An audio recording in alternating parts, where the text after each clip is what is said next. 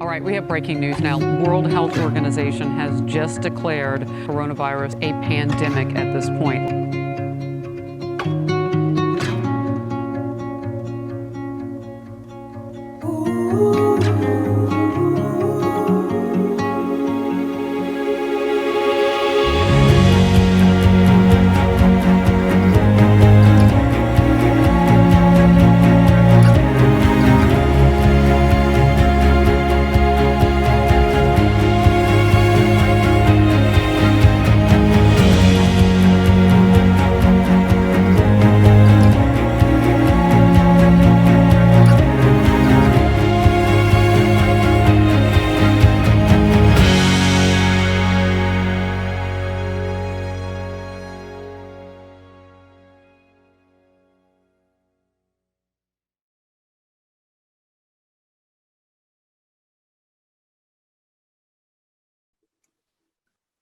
Thank you very much, everyone, for joining today.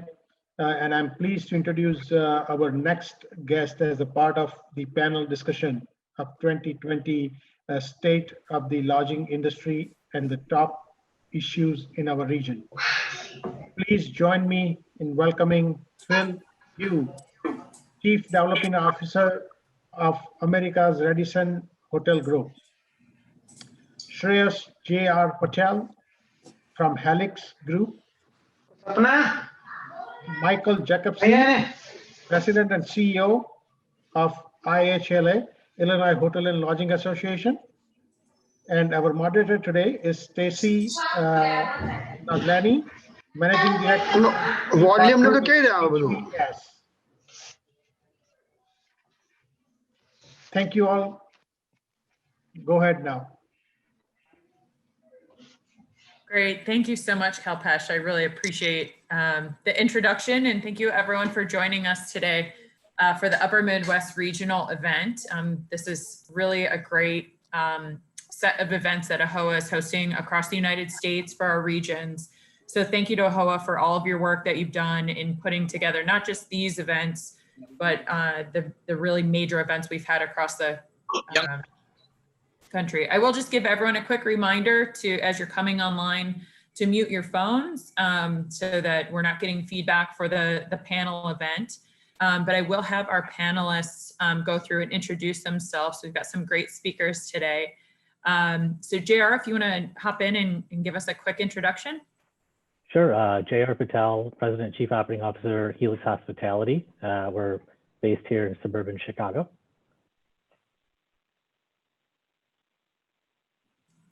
Great, thank you. And Michael Jacobson. Great. Hi, everybody. Michael Jacobson. I'm the President and CEO of the Illinois Hotel and Lodging Association. We're based in Chicago, but cover and represent all 1,500 hotels throughout the state of Illinois. Awesome. Thanks, Michael.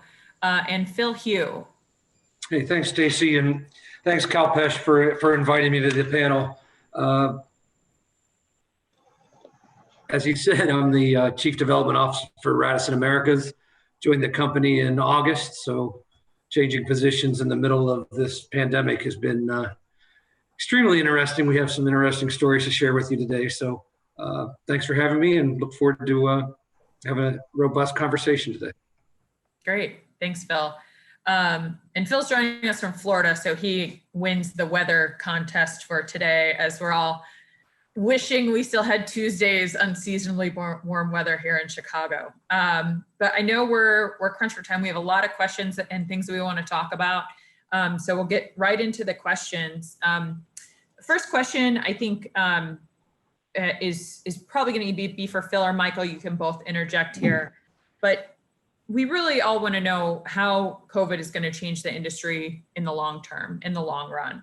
And how do you expect these elements of the hotel guest experience and operations to change that will benefit the owner with very little impact for the guest?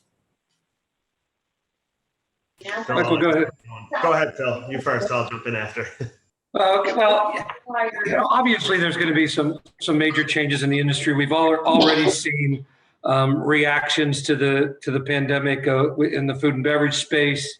Obviously, the meetings industry is going to be challenged for the not the near future, but I think for a pretty far period out. My goal and my thoughts on this are we will get back to a normal. I believe that the benefit to the hotel owners are once they get through this, that some of the cost savings initiatives will carry through by downsizing breakfasts, free breakfasts, and not offering some of the amenities that the consumer really isn't looking for. And we found that by changing some of the amenities we're offering, the guests are still happy and are not looking for some of the things that were offered that were really having a great expense and hurting the bottom line for our owners. Again, I feel that, this is as vaccines come along and that we're able to start getting back together, people are going to want to travel. I think there's a pent up demand of everyone wanting to get out. As you are all saying, you all want to come to Florida and see me and get out of the cold weather up there. So I think that's across the board in every state. And I've been traveling quite a bit and being cautious, and some states are pretty wide open and have a lot of opportunity right now, and others are still very much shut down. But I think as we get through the next several months, we'll see this starting to open up more and more. Some of the things I'm hearing out there aren't very positive from state to state, and I think Michael will probably share some of that with you now, and I'll turn it to him. Yeah, I would just add that I think a silver lining of this all is we've known for years, for decades, of how much government could play a role in our business. We knew that they could make or break us, but I don't think we ever could have imagined that they could do what they're doing to us right now. Yes, it's hard to argue against some of the numbers of case rates, but then there's even some conversation around what that data means for the amount of cases that are diagnosed, particularly here in Illinois. Here's what I'll say is I've never seen our industry come together and speak with one voice than we ever have before.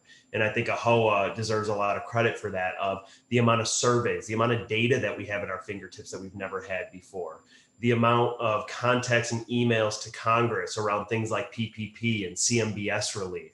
Here in Illinois, we've actually gained new hotel members for our state association during COVID.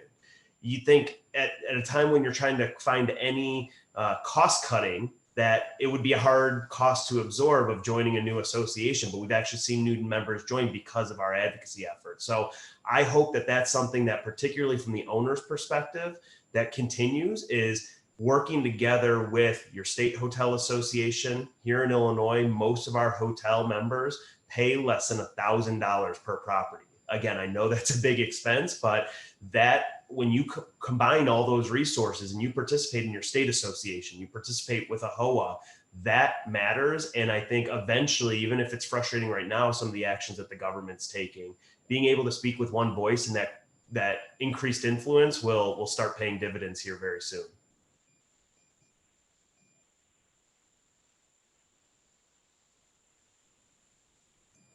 Sorry, mute issues. Thanks very much, guys. It's definitely good things, good takeaways. And then obviously moving on to the relationships, not just between the owners and the guests, but relationships with your lenders, the employees, brands, and lawmakers. Are any of your relationships helping you get the much needed relief right now. And I think Michael touched on a lot of that in regards to the resources with IHLA. We talked about that with AAHOA. But JR, do you want to chime in and talk to us about, from an ownership side and an operator side, what this has meant for your properties? Sure, absolutely. I got to say the first thing here, regardless if it's a brand, a lender, anybody in the middle, communicate. I mean, that's the first thing. Pick up the phone, talk to them. I can guarantee you your state representative didn't really know what CMBS was 9 months ago, but they've heard it loud and clear. You talk to your brand, your brand representatives. Brand representatives understand that there's properties running 70%, there's properties running 17%. Tell them your challenges, tell them that you're an airport location or what you're facing. There is absolutely a willingness to work with people. I mean, if that means laxing breakfast standards or anything along those lines, from a financial perspective and lender perspective, lenders don't want your property back. That really is the bottom line. And we've gone through this motion with a good deal of our lenders. If you have a good property, a good basis, and you're a strong operator, I can almost assure you that there's going to be a reasonable approach to it. And there's no fix-all to say you have 90 days of interest only, and then everything's going to be fine in the world. It just doesn't work that way. And they're cognizant of that too, and they realize that. So going back and keeping them informed to say, hey, these are the cost-cutting measures we've taken. This is where we're able to tighten up operations, but yet we're still in this position 3, 6, 9 months down the line. Can you help us more? What else can we do? So I think having that channel with our portfolio, I can tell you every one of those things we've done, and we've had favorable outcomes almost on every front. So I can't explain, I can't emphasize that more and more. And Phil, I'm sure you could touch on that too. Yeah, JR, you hit the nail on the head. I think that all the brands came out with relief packages and stimulus at first. And they were, wow, we have to do something. I've been with 2 companies during this. So I saw what we did at my past company and then got here, and I got to see a different approach that, our COO and president took, which were, very beneficial to the franchisees. But now that we're into it, what is this, 7, 8 months now? Cookie cutter doesn't work. Some people are doing really well. A lot of our country inn hotels are in tertiary markets or drive-to markets, and they've recovered. So that person may not need as much assistance as someone that is in a, maybe our Radisson Blue in a downtown market. So JR, he hit the nail on the head. It's got to be, reach out to your lenders, reach out to your franchisor, because we're here to help. We're hurting too. We want everybody to be, strong when we come out of this. So I think there's an open mind from every side right now. Yeah, I would just add, I think JR touched on this when it comes to state lawmakers. Again, that's the expertise that I bring, is that the people are saying all the time right now, why are bars and restaurants getting all the attention? And that's because a lot of these are individual owned and operated businesses. And people do not realize, and I know I'm preaching to the choir on this, they don't realize that that's the same case with us. Even though we might have a national brand on our building, these are individually owned. And I think obviously this group is better suited than anyone else to share that story. And it's a story that we need to continue telling. Otherwise, the squeaky wheel gets the grease. And when you're looking at the limited amount of resources, no matter how many billions of dollars that the federal government could print up in money, there is a limited pot of money when it comes to the new round of stimulus that will eventually, sooner or later, come out of Washington. There's a limited amount of money here in Illinois and in other states of CARES Act funding that could be sent to hoteliers. But the industries that are loudest and most combined as one voice are going to be the ones that get the most value. So I think we need to do a far better job convincing lawmakers and others that it is not the major brands that are the ones that are asking for this relief. It is the individual hotel owners. And that is something that I can guarantee you that most lawmakers truly just still do not realize. I think, Michael, you're seeing it as well. Like, we have a property in downtown Chicago, a blue there. And the mayor of Chicago and the mayor and the governor are at odds on different perspectives. So that fighting and not allowing certain capacities in restaurants to remain and allow those things to survive are going to have more closures, longer term effects. And, I think, we've seen it in Florida at least, and I know that's not the territory we're in, but they phased all the openings, and we're seeing, a nicer recovery here of some of these businesses and businesses are not closing as I see in other states when I'm traveling. Yeah, I think that's a great point, Phil. And that brings us, I think to the next question. But before that, I do want to address that we're getting some questions in the chat, and I will try to pull those in as we're going through. If you don't get an answer to one of your questions you pull up, feel free to reach out to any of us on the panel to get a question directly if we don't get to those. But thank you for putting those in there. So when we're talking, going back to, the next step and what lawmakers are doing in operating safely, here in Chicago, we just had a pretty disheartening, I guess is the word for it, announcement today with going back to a stay-at-home advisory where the city of Chicago, the mayor announced that we'll be staying at home now. There haven't been any further restrictions on things being opened, but with the loss of indoor dining last week, there is a lot of speculation that some of these things are going to happen.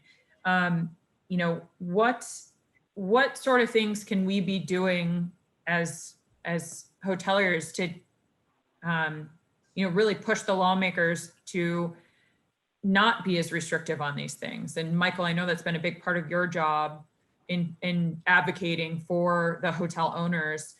What are some of the things that you're dealing with today? I think it's just dispelling misconceptions. There's so much misinformation out there. As recently as last week, there was I believe it was a CDC article that talked about the differences between hotel cleanliness and home sharing at like an Airbnb. I know from my experience, I'm much more confident with all the unbelievable cleaning standards and safety protocols that the brands have put in place. I know from the owner's perspective, it's a little frustrating with how much additional cost that brings, but that will go a long way into regaining, not only gaining the trust of elected officials, but also consumers themselves. So I know it's a short-term pain, but hopefully a long-term gain, but we're still battling those misperceptions. And I think trying to dispel those and really hammer down on educating people about these standards and making sure that not only the general manager or the owner understands it, but every employee from the minute that guest walks in the door. If that front desk agent doesn't understand those safety protocols and can't communicate and market those when someone calls in to the front desk or walks in, they're going to lose business because people are asking those tough questions and they want to be able to feel confident when they check in. So I think making sure they understand it, but also one thing that we're working on here is making sure that elected officials think much longer term than they're thinking right now. So many governments, and this isn't unique to Illinois, so many governments are too focused on the next 3 to 5 days. And that's because so much is changing in real time. But what they're not thinking about is 5 to 10 to even 18 months from now. And I'll give you an example here in Chicago. We have the issue that we cannot get any sort of clarity or guidance around what a reopening of McCormick Place will look like.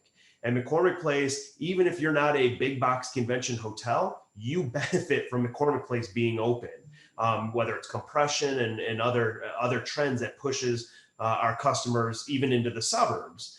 And without the resumption of group business, we are going to further stall the recovery. And yet we can't get any clarity from the governor's office on what reopening McCormick Place will look like. They're saying, let's cross that bridge when it comes. That simply won't work, because if we get a vaccine in the next couple of months and it's widely distributed, let's say in Q1, then we'll be prepared to start resuming conventions. But if we don't make any announcements or plans until that day comes, the entire 2021 convention calendar will have already been awash by then, because these meeting planners need clarity far greater than several weeks before their show is scheduled to take place. And by then they're going to move to a state like Florida or like Indiana that we're seeing already. Shows pick up, leave Illinois and go to Indiana. So that's what we're really stressing, is making sure people educate not only the cleaning protocols, but also the need for long-term clarity.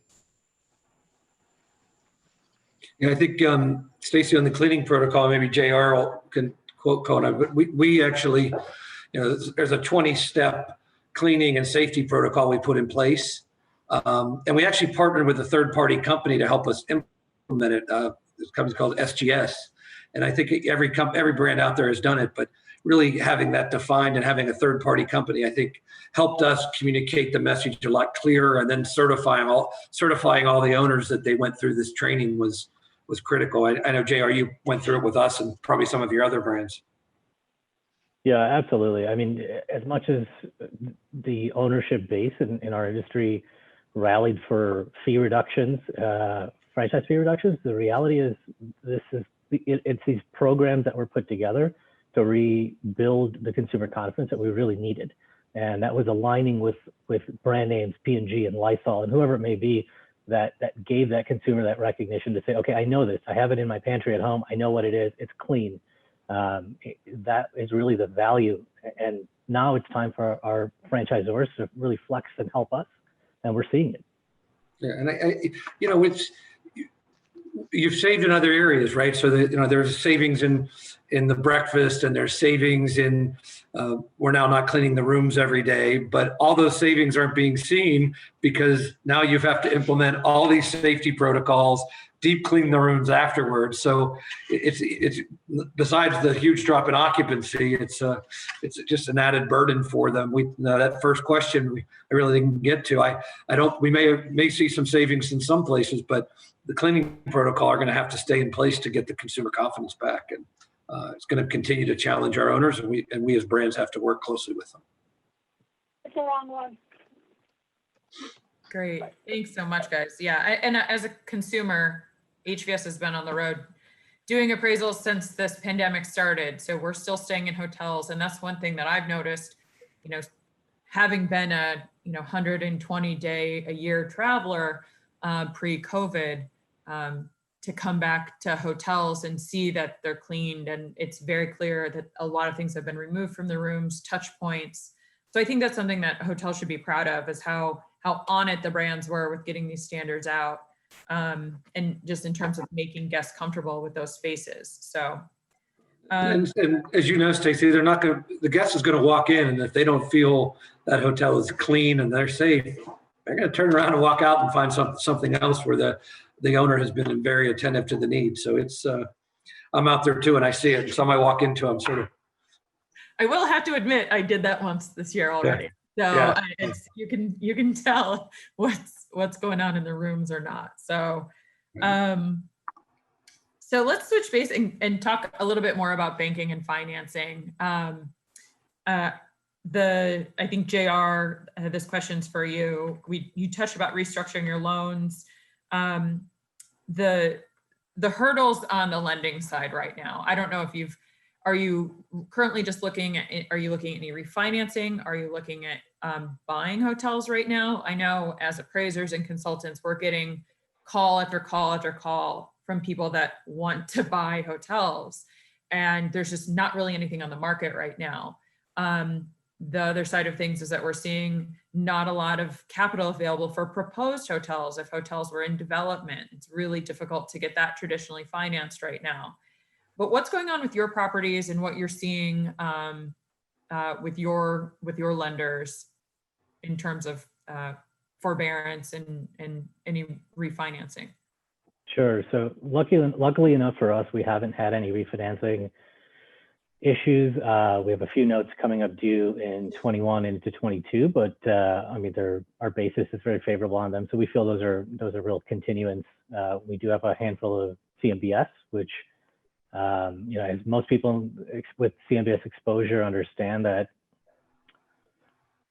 there's going to be challenges. You're going to run into cash management. You're going to run into special servicing. But the reality is, special servicing isn't really the big bad wolf.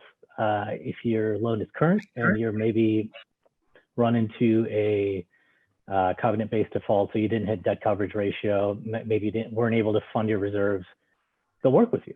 I think servicers you have to understand the role of the servicers. When they take over a property, they actually take deed and ownership of the property. And it's their job to then pay P&I, or at least the interest portion, into the REMIC trust. So they have to make those payments. So they don't want a bad asset either. They rather keep the operator in there and have them continue to pay. So once you understand that, I think your perspective hopefully changes. So for our portfolio, I think we've been very stable. We're current on everything from an acquisitions perspective, acquisition dispositions. We have one asset that we're in the process of disposing of, and actually this was something that came in right at the heart of COVID, I would say April or May, and that should close by the end of the year. And from an acquisition side, continuing to be very bullish. We're looking for opportunities. We have opportunities that we're actively negotiating, and placing debt on those is a challenge. I think it again goes back to basis, goes back to sponsor, and it's being creative. You may be in a position where bridge is not available. Obviously, conventional debt's not there. Maybe SVA is not available. Maybe it's participating debt, and they're getting a piece of the upside. So I think it's really being creative in how you finance your capital or how you build your capital stack. Maybe it's very, very minimally levered, and then it's taken out 18 or 24 months from now. But I think it's a custom solution for each particular asset.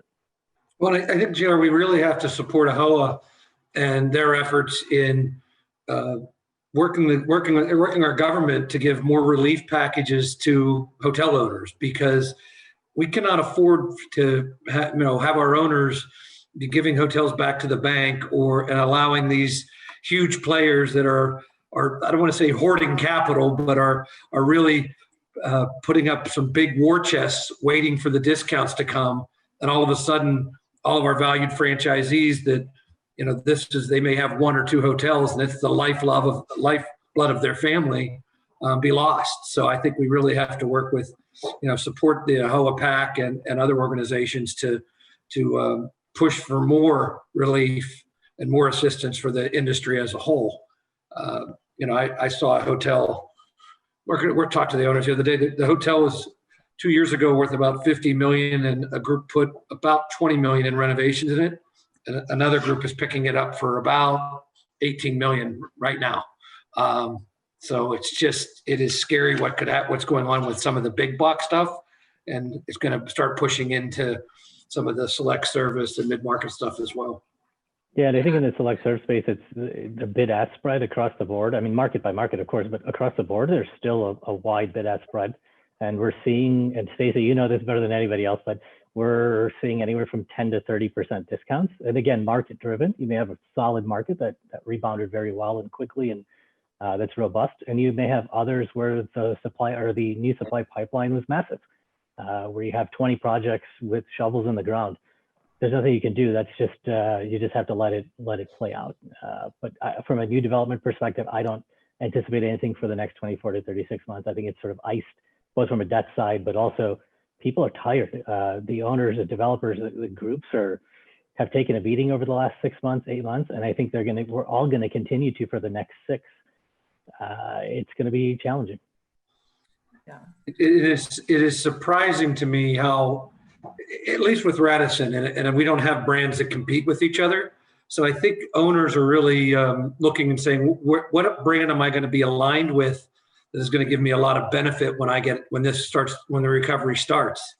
And I don't want to compete with my brand. So we're actually extremely busy. It's all on the conversion side, but the phones are ringing, and we're having a lot of activity, which really surprised me. I didn't think that would be the case at all, but there's a lot of conversations going on because the owners out there are smart, and they're trying to take this time to, okay, how am I going to reposition myself for success afterwards? But new construction, I see that being a big challenge, like you said, for the next 24 months at least, JR. For sure. And I do want to just quickly, I know Michael has to drop off here to go defend our Illinois hotels, but I want to give him a chance to just interject with any final remarks on the AAHOA side and thank him for what he and his team do. They have just been working tirelessly. So. No, thank you, Stacey, and thank you. I apologize. I do have to jump off, do some interviews. If you're in Illinois, you might have heard some very discouraging comments by the mayor earlier about the hotel industry. So we're going to go try to like I said, correct misperceptions and correct some false claims. So, but thank you again. I know that this panel is going to continue, so don't sign off. But just thank you to the entire AAHOA team. Again, there is power in numbers. And if AAHOA doesn't remain strong, if IHLA doesn't remain strong, we can only do so much, particularly to Phil's point around this government action. We need to speak as one. As good as each of your individual relationships are with lawmakers, we need to speak as one industry. So thank you for everything that the AAHOA team does. It's a huge help to our advocacy efforts. Yeah, awesome. Thanks so much, Michael. So let's touch base away from lending. There's not a ton of good news there, except for the fact that there is a lot of available capital out there. And hence why we're getting a lot of calls.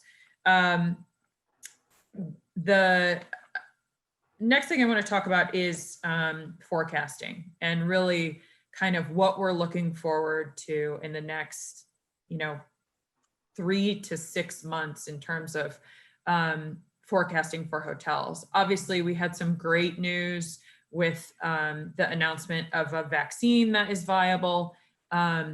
That's huge for our industry, for the airline industry, which has also been miserably affected by COVID. So just to JR and Phil, what are you looking at for properties? Phil, what are you hearing from your owners in terms of really bearing this out for the next 6 months? We've got winter knocking on our door here, and here in Chicago, we're buckled in for another 4, 5, 6 months possibly. So not to be the pessimist about cold weather, but there's not a lot of travelers when it's cold. So well, JR's out there on the front lines every day, and I'll just say it very quickly.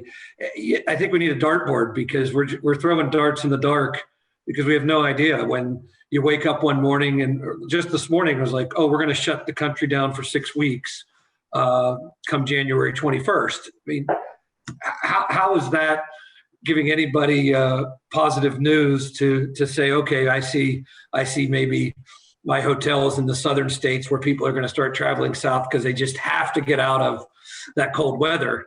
I think it just gives gives our owners even more doubt, and they're speculating. But as Michael said, this vaccines, as they start getting rolled out, I'm seeing very positive news on that front. But no one really is talking about how that's going to help, all of us recover, not only in the hotel business but in the restaurant space as well. But JR's out there; he's the one that has his investors and owners. He's sitting there going, what are we going to do in February? I'm sure it's very tough for you. Yeah, absolutely. I mean, the industry went from very predictable trends to completely reactionary in a matter of days, and I hate to say it, but it's very headline driven. When Wisconsin became a hotspot, we have a substantial part of our portfolio just in the state of Wisconsin. We saw, 30-40% drop-offs quite literally overnight. And post-vaccine announcement, we saw 10 to 15% pickups. And I'm not talking about for the next 6 months. I'm talking about for the next 14 days. So tremendous swings up and down. I mean, we're in the heart of budget season right now, and our team is just scratching their heads saying, we really don't know. Is there going to be an immediate catalyst to say vaccine announced, boom, everything shoots up? We don't know, because what we've seen has shown that market by market, completely different market by market rather. And it's a complete challenge. I think all we can do is really kind of dig our heels in a little bit to say, this is how we're going to operate. We're going to continue to operate lean and mean until there is some consistency and growth month over month. And I think from what we hear and what we're seeing is BT or business transit is going to start to come back sort of Q2 next year, Q3, where companies are going to start to ease some of their travel restrictions. So the hope is that BT base starts to build some more consistency in our cash flows and our forecasting and budgeting. But we're quite literally reinventing how we operate. The guest has changed, the service standards have changed, how we operate a hotel has changed. So how does one budget for it? We really haven't figured it out yet. Yeah, every single business traveler I know is just itching to get back out on airplanes, in hotels, meeting with people face to face. It's definitely a way of doing business that I don't anticipate goes away. Obviously, there may be long-term reductions, but people like meeting people in person. So sorry, Phil. No, I agree with you. You can't you can't sell a franchise without getting to know the owner, developing a relationship, making sure we're the right product for that owner and that property, and building a relationship with them. I've got a group of, we're obviously much smaller than I would think we would be in a normal economy with regards to staffing, but they're out there, and I'm not requiring them to travel, but they're jumping on airplanes and driving and meeting owners, and I don't want to say it's business as usual, but it's certainly business with a mask, and they are. You can't stop them. They're development people. They want to shake hands and they want to say hello to people. So we're at least filling some of the hotels. Yeah, well, that's and that just adds to the optimism for the recovery and the quickness of the demand recovery, especially on our side as we're forecasting in markets. We've done over 1,000 appraisals since COVID started of hotels in the Midwest region, I guess the upper Midwest region. We've done about 200. So we're in and out of these markets. We're actually having to go physically inspect the hotels. And it's a mixed bag. It's really interesting to see which hotels or which markets have really survived in terms of occupancy. But in general, and I know this is something that we were going to talk about with Michael, but the overall occupancies in the market areas, our secondary and tertiary markets are performing fairly well. The Michigan waterfront markets, the Wisconsin waterfront markets, those were all doing well too. So it's just been a major shift away from commercial demand and corporate demand and group demand to almost entirely leisure, with the exception of some of those highway markets that we look at that have trucking, that have industrial, that have the essential businesses that didn't shut down. And for the most part, a lot of those markets actually are doing. We looked at a market today in suburban Chicago, and the STAR data last summer to this summer was really similar on the occupancy side. Rates had dropped off quite a bit, but and it's really a mix. Then when we see the last week's downtown occupancy at 16% in downtown Chicago, and I don't mean to make this all about Chicago and Illinois, because I know we've got callers from everywhere else, but this is definitely it really mixes up when we're looking at some markets are good, some markets aren't. That's exactly what, as I said earlier, we're seeing that with Country Inn being a lot in the tertiary marketplaces, as well as Park Inn. They're performing much better, and we're seeing the same thing that you just talked about. Is those downtown locations are brutal right now. All right. So guys, not to stay on the bad news train, but what do you think are your biggest worries for the remainder of 2020? And then we'll talk about the positive things after that. Oof. How to forecast the next 6 weeks? I mean, we're going into the holiday season, the historically slowest part of our industry, and really, how are we going to continue to operate? Hang on tight and push forward. I mean, that's really the best thing. That's what we're telling our teams. And on top of that, we're seeing a mix of tremendous number of cases skyrocketing across the country. So it really is a terrible cocktail that we're dealing with. So, I mean, for us, we're hanging on as tight as we can. And again, I can't stress this enough, conveying that to our lenders, conveying that to our brand partners to say, hey, times are getting tougher right now. Just, we're kind of buckling down. Just leave us be, and we'll get through this. But if we don't answer or return your calls as quickly as you might like, that's why. But it's so difficult right now, the marketplace, and we all know it too. It's our booking windows have changed. So what you'd expect a week out is now 24 hours out. So it's, again, hard to predict what's going to happen next week, let alone January. Yeah, you have no idea how many housekeepers to have there, right? Exactly right. Yeah, so, I'll just say a shutdown, a mandatory shutdown is probably my biggest fear for the remainder of this year and even going into next year. As I saw that news this morning, I had to walk outside and shake my head. It seems to me that's going to put more and more people out of business and really penalize and hurt the hotel business. So I'm hoping that's not the solution, and these vaccines are are moving quicker. Right. And not to mention the number of employees out of work. And, Michael has these statistics at the top of his tongue, but the number of hospitality and restaurant employees that are out of work far exceeds any other industry right now. So it's our employees in our industry that are being, the most affected. And I guess on that respect, there's a question I kind of skipped over, but, what are you doing, both of you, Phil, and your team? It's a new team. A lot of them are new to Radisson, and JR, your team and your teams in your hotels. What are you doing to, keep them motivated and engaged and hopeful when we have a lot of this bad news looming? Yeah, I think, sorry, Phil, go ahead. Oh, go right ahead, JR, please. I think first and foremost, we want to make sure everyone's safe.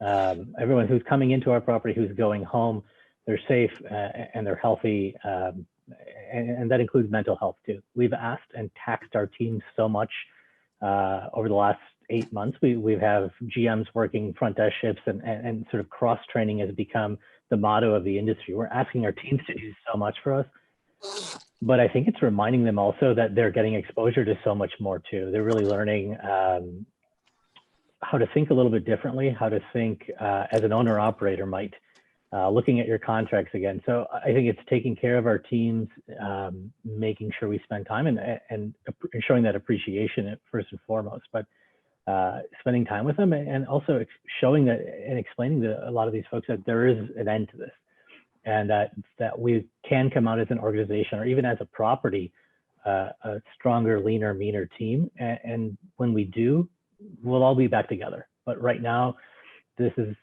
the circumstances. This is the hand we're dealt to some degree, and we have to continue to fight through it together.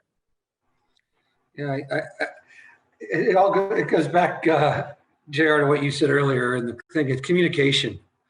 We've had some very dark days. I mean, all of us had, with regards to layoffs and furloughs, and I look at 2021 as being bright, and we're going to come out of this and be very, very strong. But we send out a weekly newsletter from our CEO, Jim Alderman, that communicates what we're doing, not only to keep them safe, like you said, but what is the positive news that's happening. Like I said, for us, we are busy on the development side. Tons of very positive conversations going around, and sometimes I have to kind of pinch myself and go, "Wow, is there really a pandemic going on out there?" Because I've been running hard since about 6:35 in the morning on calls till late into the evening, talking about repositioning assets and helping our owners. So I'm positive. I look at all the forecasts and the negativity and try to put that aside and focus on what the healthcare industry is going to do to get us all back on our feet and back to work again. For sure. And there's no shortage of that. I know there's a lot of people working really hard to keep this in check and to have a vaccine out and ready for us. So, JR, what did you have the biggest hope for 2021? Hopeful, yes. I think, again, first quarter is going to be difficult, and that's an understatement. But do I see some consistent and strong pickup? Or do I feel there's going to be consistent and strong pickup Q2 onwards? Yes, absolutely. The hockey stick curve maybe is the best way to look at it, but the trajectory of it, I just don't know. The hope is we continue to push forward, and we know the worst is behind us. I think those dark days, like Phil, like you said, we have to sit here today and say the worst is definitely behind us, but let's all work together and continue pressing forward, and really look back and try to pull some benefits. What did we gain? What did we learn? Did we become better operators? Did we become better managers, or better property leaders, or above property leaders? What can we take out of this? I think spinning any type of positivity towards this is the best way to look at it for 2021 and onwards. Yeah, focus on the positive. I was so disappointed this year I didn't get to shake Biren Patel's hand when he became chairman, and I've known him for a long time, and his family. My biggest hope is that we break all records at the 2021 annual AAHOA convention, and that we're all together again, and almost laughing at what has happened in the past year, and looking forward to what's next. But And as you it's- said, I'm positive because we all know, you said it, Stacy, there's a ton of pent up demand out there, and when things are safe, it's gonna boom quick. Yeah, and I think our industry symbolically and realistically is replanning conferences for next year. So the hope is that trend continues, and I think conferences and events for 21 are learning how to become both in person and virtual, catering to the sort of preference and comfort level of the consumer, so of all of us. So the hope is, again, we can all come back together and look back at this and say we came out stronger, smarter, leaner, meaner. Closer, it's all about relationships, right? And we've all leaned heavily on the relationships we've built with our employees and our franchisees and our loved ones as well. And they're even stronger now because of this, because we had to really look at each other and say, how are we going to come together to survive this? And I think that's been probably the benefit of this is I'm a lot closer with the people I've known over the years, because we've had to have, some hard conversations and, fix things together. And I'd say that's probably the upside of all this. Right. And I mean, how many spouses and children have you met of your colleagues that you never met before because they're there in the Zoom video saying in the background. If I see another Zoom meeting or Teams meeting, I'll be the happiest guy. Yeah. Like we talked about, I finally figured out how to do a background, and it only took 8 months. Right? Yeah, I'll definitely say there's definitely been some technological advances over this time that I think we're going to continue to see in terms of bringing content to people. And even a video like this that we've got the number of people registered and watching, they end up on the website, they get rewatched, they get thousands of watches after the fact, and that's been the case with a lot of the AAHOA content that's been put out. So we only have a couple of minutes left. We're ending at 4:45 so that we can get the next portion of the content out. Closing remarks from JR. Sure. I think, I was just panning through some of the questions that came in, and one of them was, will the industry change and adapt? Like it or not, we have to. Our consumers changed, how we operate has changed, the world has changed. You can't walk into a building without a mask on, and we as an industry, how we operate, how we build, and how we move forward from this has fundamentally changed. So absolutely. And I think the brands are cognizant of it. They see it. Our lenders are cognizant of it. They see it. From the brand perspective, I mean, I had a conversation with one of our reps today, and it was, do what you have to do. You have to survive the next 5-6 months, do what you have to do. And we're going to try to define some order to the madness, but we're not going to hold your feet to the fire. Come next year, and when things start to come back, we'll work with you on a one-on-one basis. But yes, absolutely. We have to, we will, and we'll look back on this as a learning point. We all look back on it. We'll all look back on post 9/11. We all look back the financial crisis and said that could never happen again. And here we are today, and we're still learning. So the saying still goes in this business: the day you think you've seen it all, you learn your biggest lessons. Great, awesome, JR. Thanks so much. And Phil, how about you? Yes, Stacy, I think I see one of the questions there, and the question comes up is it's all about relationships, right? And are the brands and the franchisees going to be stronger or worse? And I'll say to you, it's how much you've embraced your brand and how much the brands have embraced their franchisees. And I think in our case, I see it, our franchisees and the brand getting along great, but there are solid, positive conversations going on. And I think they've strengthened. And I see others probably not going so well because, other brands' phones are ringing and they're looking to make a move because they weren't really supported through it. So, I go back and I'll end it with, again, what JR started with, communicate. Let us know what the problems are. Reach out to your lenders, reach out to your franchisees, your franchisors, and every case is different. How can we work together to get through this and have a very, very bright spring and second quarter? Excellent. Yes. The winter won't be that long. So well, at least not in Florida. yeah, well, yeah, definitely not in Florida. So Have to get down there to get some sunshine, as the sun has set and it's dark here in Chicago. So It's turning dark here right now as well. Yeah. well, Phil and JR, thank you so much. Thank you again to Michael Jacobson and to everyone that attended. I'm going to hand this back over to Dacia, and I hope everyone enjoys the rest of the content. Thank you. Thanks. Thank you so much, Stacy, and thanks again to Phil, JR, and Michael just for your time today. So everyone, we are going to get started with the AAHOA Regional Director update. So Kalpesh, the floor is yours. Thank you. First of all, good evening, everyone, and thank you for joining today at one of the different virtual event. We are not used to this kind of event. As you know, that in Chicago, we get together in person and we enjoy a lot, but due to current situation, we had to do this virtual. So thank you very much for joining today. This has been great so far. Also, thank you very much to all of our exhibitors for participating in today's trade show and taking their time in their busy schedule and came today to AAHOA and supported us. So thank you to all the vendors. Also, I would like to, as you know, as you all know, that I'm Kalpesh Joshi, your Upper Midwest Regional Director, and I'm very honored and humble to serve this region. So I appreciate I appreciate everyone for giving me this opportunity to serve you. So thank you very much.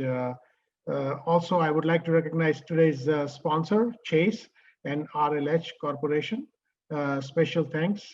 Thank you very much. And now I think we have a video from Chase. So if you can play that video from Chase.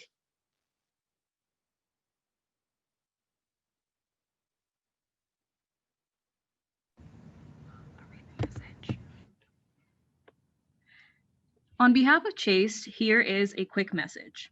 At Chase, we are committed to the well-being and safety of our customers, our employees, and our community.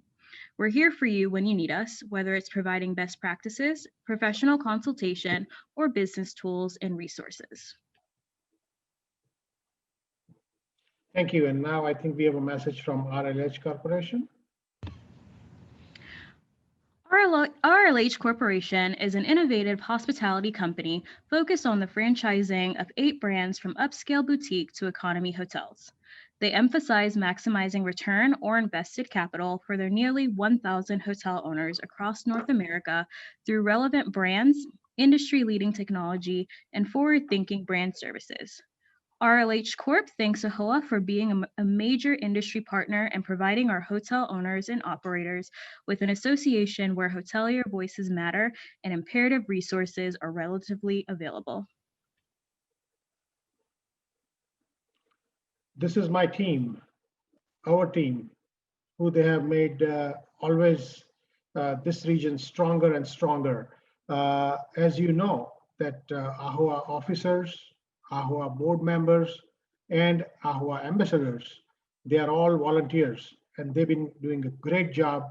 And particularly in our region, our ambassador team, they've been exceptionally good, and they worked tirelessly whenever I needed them. They have always supported me, and I just would like to thank each and every one of you, Amish Patel, Bhupen Patel, Chandresh Brahmbhat, Darshan Patel, Deepak Kapadia, Dipti Patel, Jagmohan Jara, Jaisal Patel, Kiran Shah, Mehul Patel, Rikesh Patel, and Sunil Patel. So thank you very much, everyone, for your continued support, and I appreciate truly. Now, I think we have last year's Premier Ambassador, 2019 Premier Ambassador is Mehul Patel. Thank you, Mehul, for your continued support. And we appreciate all you have done for AAHOA. Thank you. And now take a moment to our current regional snapshot. We have 468 paid members, 258 life members, and our PAC donation is 10,250. I think our goal this year is at least 20,000. So please try to encourage people to at least donate $1 a day, and we can reach this goal easily. And this is our current PAC donors.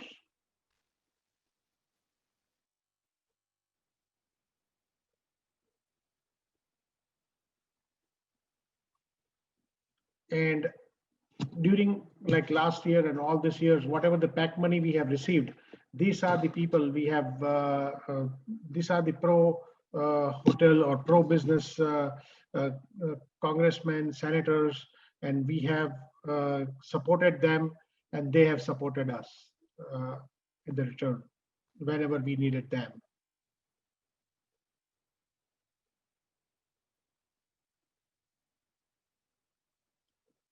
This is my AAHOA.com app where you can log in and you can register, you can make any changes to your account, you can update your property information.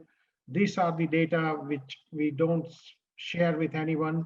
And you know, these are the very critical data. If you log into my AAHOA account and update your account, that would be greatly appreciated.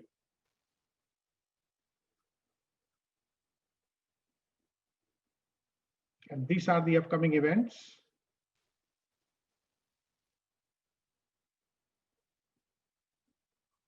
It's also available on AAHOA website.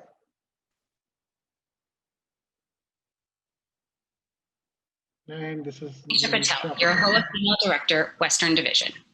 At AAHOACon 20, we took a moment to celebrate the ways women, especially the women of AAHOA, have a history of building up one another. But women don't just help women.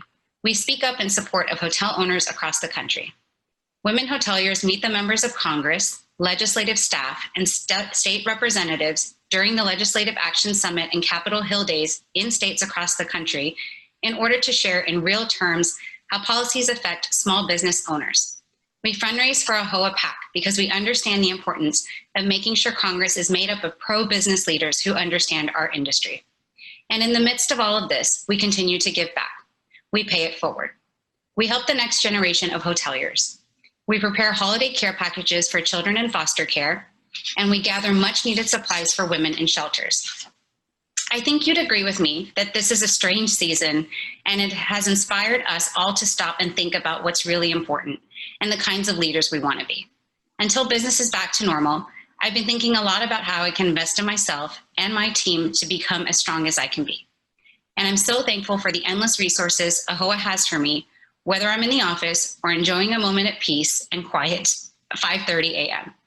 If you've been thinking about this too, this idea of taking some time to invest in you, I hope you'll join me. I've thought about this in a few ways, all free, all things I can do on my own schedule at my own pace. For example, taking a 20-minute AAHOA webinar every day between now and New Year's Eve. I want to be more informed about leadership and human resources, and AAHOA has more than 40 different classes on that topic, all free and in a format that fits my schedule. Or perhaps earning my CHO, which stands for Certificate in Hotel Ownership. I want to make sure my skills are sharp and that my business has a competitive edge it needs to succeed despite tough times like this. The all-new CHO covers 12 main areas of hotel ownership, and the fact that I can take all of this online and pick the classes that are right for me is really great. Or maybe even having my team take the AAHOA P&G's Professional Training in Hotel Sanitation and Cleanliness, the latest training certificate program offered from AAHOA Hotel Owners Academy for hotel owners and their staff, and it's 100% free. As travel resumes, we want our customers to feel confident and comfortable when they choose to stay at our properties. This small step will make a big difference. I think I'll start by taking some human resources classes and really getting my staff involved. I hope you'll join me this season in choosing your own ways to invest in yourself because you deserve it. 3 takeaways, which will be listed on the slides. Choose to invest in yourself and your teams. Join me in choosing one way to invest in yourself and your teams between now and New Year's Eve. Update your AAHOA profile, making sure you have your unique email address and cell phone number on file. and update your AAHOA subscriptions to make sure you receive important updates about what women hoteliers of AAHOA are doing.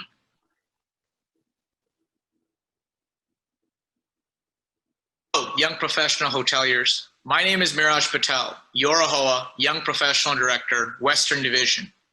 The people on Capitol Hill and in state legislatures across the country might understand on a theoretical basis what we are going through. Sure, people aren't traveling as much these days, and the hospitality industry must be feeling it, but the message really hits home when we put numbers in front of them. This is where you come in. You may have heard this before. AAHOA is asking you to update your property data. It would have been helpful then, but it is absolutely very critical now. We need to paint a clear picture of what America's hotel owners are going through. That means the number of hotels, the number of jobs, the number of tax dollars governments will not see because of the decline in travel. This year, we elected a new Congress, and the fact of the matter is that we will most likely need to educate a new class of leaders about our hospitality industry. We will need to tell them the success of our industry is not only important to our own businesses, but it has a ripple effect through our local economies and our country. Plain and simple, the most effective way to hit that point home is with numbers. They are not just going to take our word for it. Dozens of other industries will also be clamoring for their attention, but we can prove it if we have the numbers. To those of you who have already provided your property data, thank you. To those of you who have provided some, but not all your properties, or to those of you who have been meaning to for a while now, it is not too late. This is the perfect time to take this small step that will make a big difference. AAHOA has been investing in technology to make the benefits of membership accessible wherever you are. My AAHOA, the exclusive member portal, is your one-stop shop. It is where you can update your property information. It is also where you, as a young professional, can indicate that you want to receive the news and information that is most relevant to young professionals. By completing your profile and updating your preferences, you can customize your entire AAHOA experience so that it reflects you and the business you run. Last but not least, it is also where you can make a PAC contribution today. I know and understand it seems like a tall order to ask you to contribute to the AAHOA PAC in the middle of a pandemic. But here's why making a contribution today in any amount that is right for you is the best decision you can make. PAC funds give AAHOA the power to influence decision-making at the state and federal levels by speaking the language of politics, money. PAC funding allows AAHOA to strengthen its existing political relationships and forge new partnerships with the political power brokers of the future. You would be amazed by how a dollar a day goes. Help AAHOA fight for you. With our industry in trouble, we need strong political relationships now more than ever. We can do this.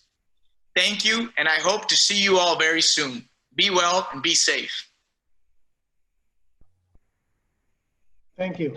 And now I encourage everyone to please head over to the auditorium from this room, and our AAHOA officer will give you the assistant an update from the AAHOA.